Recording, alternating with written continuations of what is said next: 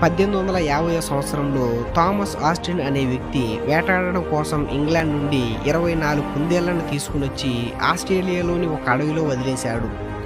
తర్వాత 70 సంవత్సరాలకి వాటి సంఖ్య 10 బిలియన్స్ అంటే 1000 కోట్లకు చేరుకుంది. ఇంత మొత్తంలో కుందేళ్లు ఉండడం వల్ల వాళ్ళకి చాలా ఇబ్బందిగా ఉండేది. ఆ కుందేళ్లు భూమిని తవ్వేయడం, పంటలను నాశనం చేయడం వల్ల ప్రభుత్వానికి కొన్ని వందల కోట్ల నష్టం వచ్చింది.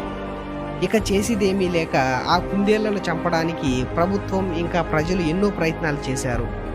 వాటిని చంపడానికి అవి తినే ఆహారంలో విషం కలపడం, వాటిని వేటాడడం కోసం వేల సంఖ్యలో పిల్లులను దిగుమతి చేసుకోవడం, వేటగాళ్లను నియమించడం ఇలా చాలా ప్రయత్నాలు చేశారు. కానీ అవేమీ అంతగా పనిచేయలేదు. ఆ కుందేళ్లను చంపడానికి ఏదైనా ఐడియా ఇచ్చిన వారికి 25,000 పౌండ్లను ప్రైజ్ మనీగా ప్రకటించారు. చివరికి దోమల ద్వారా కేవలం కుందేళ్లకు మాత్రమే హాని కలిగించే మిక్సమ్ అనే వైరస్ని ప్రయోగించారు. ఈ వైరస్తో కూడిన దోమలు కుందేళ్లను కొట్టడం వల్ల దాదాపు 90% కుందేళ్లు అంతరించిపోయాయి.